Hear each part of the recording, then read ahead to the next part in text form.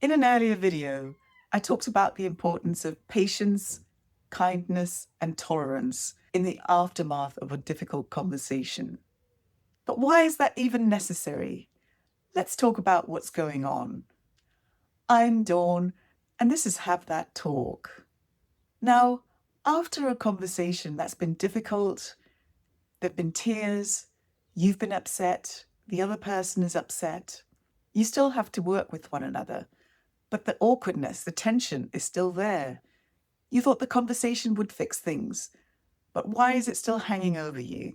Well, there's several things going on here. When a difficult conversation happens, there is a little bit of a crack in the trust between the two of you. You're still trying to reconnect and find your feet along a common path. But the conflict, the conversation, is still like an elephant in the room. But imagine this elephant is a balloon.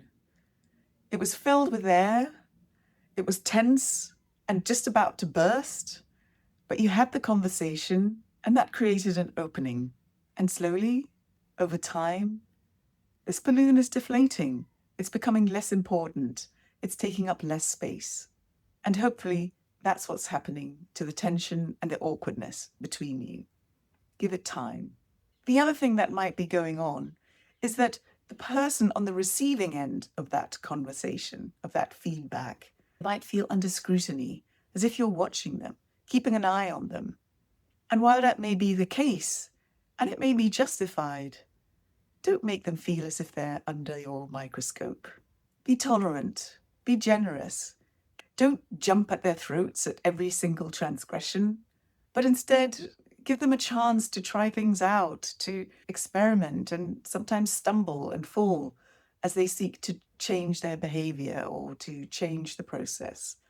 In order for the change to be sustainable, it needs to have the chance to fit into place. There may be a little bit of friction to make things fit together. And this generosity in terms of time and tolerance is important because not everybody is perfect, and you yourself aren't perfect. So expecting the other person to respond with perfection like a robot is just asking too much.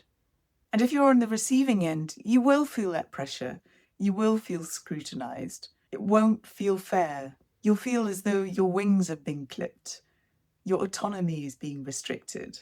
But that shouldn't hold you back from still being proactive, suggesting ideas, asking questions, doing your job.